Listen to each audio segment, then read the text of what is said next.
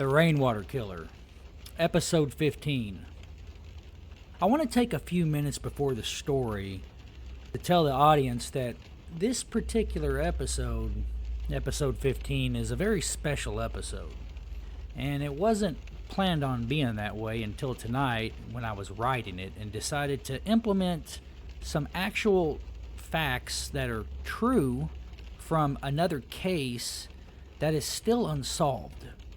Now, I'm not going to go into that case and what exactly happened, but I will say that this particular case happened out of Missouri, and I found out about this case from a girl that I had met who had become my girlfriend for a period of time in the year 2013, I believe, all the way up until 2012 or 2013. And I learned about this case from her because she's emotionally scarred. There has been a lot of events that I've changed in the story. It's a very sad case. I think the bigger picture I want to point out here is when you're listening to these stories of, serial killers, and you're thinking, wow, this is good fiction. That's insane. That's crazy. That can never happen. I got news for you. The man behind the microphone, he knows it can happen because he's read the newspaper articles. He's seen the stories. He's been on Reddit. I've read all the articles on the case. I know the girl in question. These things can happen, and of course serial killers are everywhere. So I guess the bigger picture here I want to point out by implementing some actual true facts from another case into my story is when we're listening to the Rainwater Killer, even though we're enjoying it, we need to be also mindful that, you know what, maybe this isn't so far-fetched. You got the Golden State Killer. You got the Zodiac Killer, who was never apprehended. Each person that does these crimes have their own reason to kill. It's not so out of question that a person would want to kill in the rain from emotional trauma. Having said that, I was asked to write a true crime book about her case. And that never happened. I started on it, and me and her lost contact, and we still talk periodically, but not very often. It kind of makes me feel a little bit better. You know, I didn't get to write that true crime novel because me and her kind of went our separate ways. But, she's got to live with this the rest of her life, and I don't think she's subscribed to my channel, but this episode is in memory of Robin. As soon as I'd gotten off the plane, I was immediately familiarized between the difference in New York City air and the air in Northwest Arkansas. Don't get me wrong, Bentonville isn't exactly a breath of fresh, cool, clean country air, but I immediately could tell the difference. Northwest Arkansas is the home of Walmarts. The area is made up of 4 large cities: Bentonville, home of the Walmart home office, Rogers, Springdale, and Fayetteville, where the University of Arkansas is. On the outskirts of these big cities, there are smaller towns that are more countryish with cattle, barns, and small farms. But Bentonville is all city. There isn't really a true country town with one stoplight blinking off and on for at least 50 to 60 miles. But the air here is still a big change from the New York City smog I had been experiencing the last few months. I had arranged for my patrol car to be at the airport at X&A. I got off the plane and drove straight to Mercy Hospital in Rogers where Lori had surgery. I literally jogged to her room. When I got there, I was more than relieved to see a big smile on her face. The surgery had gone well and the tumor had been removed. I was so relieved. Doctors were not sure yet if there would be any chemo or radiation involved, but I didn't want to think about that at the moment anyways. I was just happy to be here with her, holding her hand, because she's all I have left in this world, as I've been divorced for 15 years now. I spent a few hours with her, talking to her about the last month, filling her in on all the juice and craziness that I'd been enduring on the case. She seemed in good spirits, but was tired and in pain. Around noon, my phone rang. It was Lutz. It was the call that I had been dreading. NYPD had received another letter, and there was now a suspected 7th murder connected to the Rainwater Killer case, who had wasted little time working in my absence. The call had infuriated me. Another life was lost, and we were no closer catching this serial killer than we were on day one. I had so much on my plate. I needed to clear my head. After hanging up, I took some time to go to the station and see my friends while Lori slept. My fellow officers had been following the news, just like the rest of the country, and were eager to ask plenty of questions and offer help. I said hello to my chief of police, reiterating that I may be going back to New York soon. After visiting with the station and grabbing a few personal items for my office, I closed the door before taking one last long peek inside, unsure of my near future. I missed my little office with no windows, but as crazy as it sounds, I missed my hotel room with a view of downtown Manhattan too. I decided to get a cup of coffee at Dunkin' Donuts and drive to one of the many Walmart neighborhood markets that are in Bentonville. It was a cold, rainy day, wouldn't you know? But then again, it was late October, and we Arkansans welcome this weather after typically hot summers. I grabbed a sandwich from the deli, came back to the car, and had lunch. My Sirius radio tuned into some Frank Sinatra, who I love. I ate and watched the traffic go by and cars zip in and out of the parking lot. I had missed this setting. My mind was all over the place, but for now, it was just Frank singing his greatest hits and me enjoying my coffee while watching the rain before heading back to the hospital. The following narrative is told from a third-person point of view.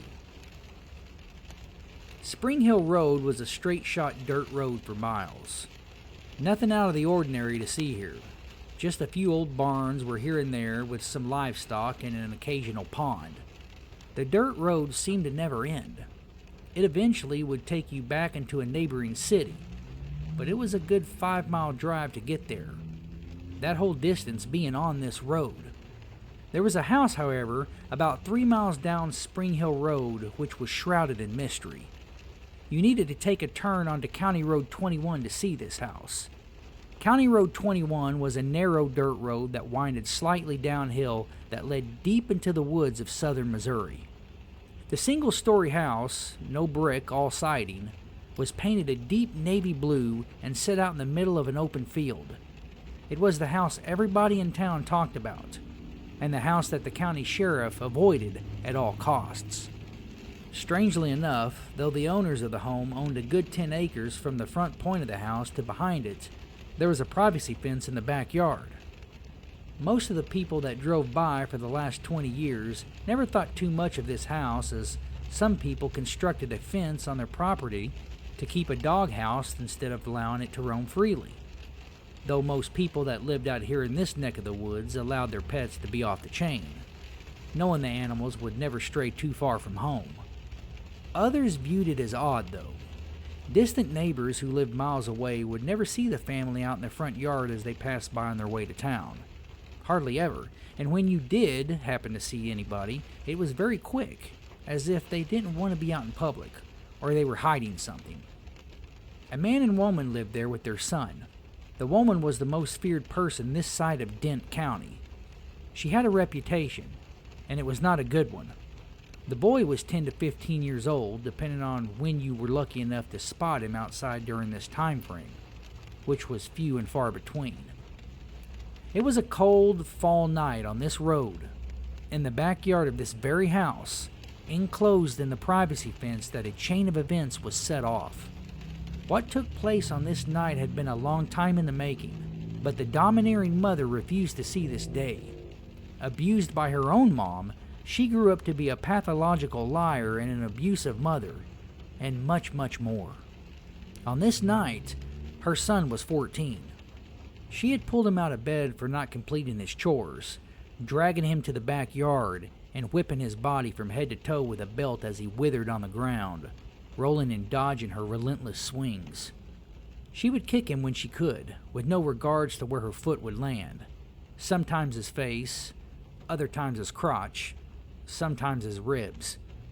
This was nothing new, however, as he'd been sustaining these types of beatings from her for years now. He screamed, but to no avail. There was nobody for miles around to hear him, and he knew this. He had grew up here. He also knew that his mom was a psychopath and a killer. She had gotten by with killing her own daughter, Lena, the boy's sister, at the age of 13. Years earlier, Lena had accidentally witnessed a murder that her mother had committed with a handgun. Lena was forced to help clean up the crime scene. It had been the murder and the body of her mom's ex-husband. They had cleaned the scene up inside their house and had burnt the body in a brush pile. He would be considered missing, though suspected of being killed. His body never found. The woman would soon remarry and begin to be paranoid of her own daughter, thinking Lena would snitch to the police. So she dispatched of her daughter during a torrential downpour one dark, foreboding night. To this day, over 14 years later, Lena is still missing. There have been no sightings of her and no activity on her Social Security card. The woman's new husband helped her clean this crime scene up, and he was not talking. She had been seeing him before killing her husband. Police couldn't find enough evidence to arrest either one, as they had burned Lena's body in another brush pile behind their house after the ground had dried a few days later from the rain. The burn had taken more than 2 full days and nights to dissolve all the bones, just like the burn of her husband. The ashes of Lena were spread miles beyond the home, deep into the thick underbrush and woods. But more importantly, through all this, the boy knew who had killed his sister on that rainy night. And on this night, just a few years after Lena's death/disappearance, the boy would snap. As he rolled around in the backyard in pain, his mom giving chase with the belt, he realized though the belt hurt, he was no longer scared of her. And as he covered his face up from the thrash of the belt, he summoned the courage to stand up to her for the first time in 14 years. Nobody, and I mean nobody, stood up to Sandy Chapin. Even the police were leery of what she was capable of. Everybody knew she was a cunning, ruthless, deceptive killer. And everybody in Dent County either bowed down to her or avoided her altogether. In fact, a wrongful death civil suit in the death of her late husband had been awarded to his family. Tonight, everything had changed.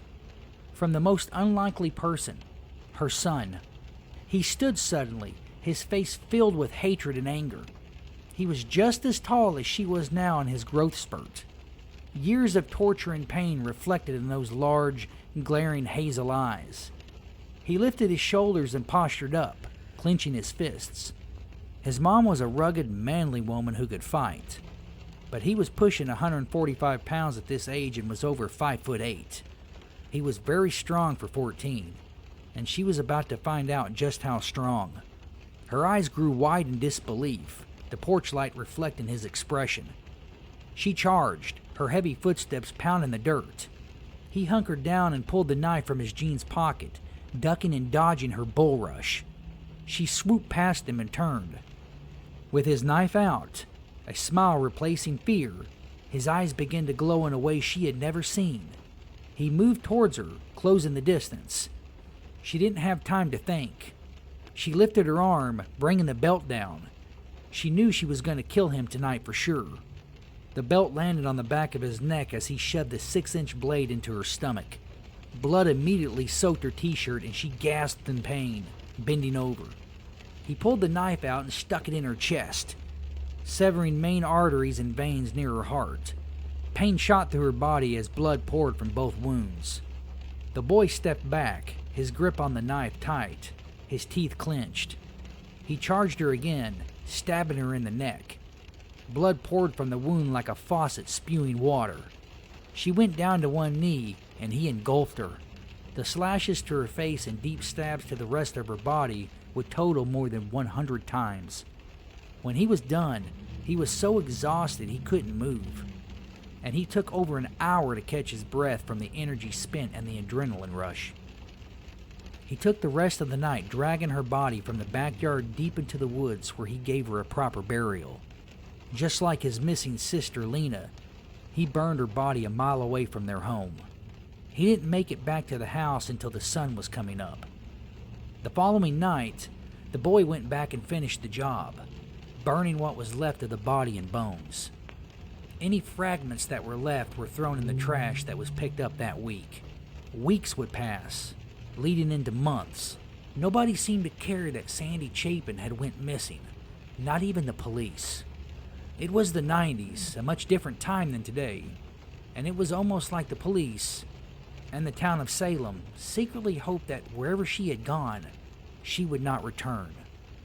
A year later, the boy would be placed in a foster home until he was 18, where he would join the Marine Corps.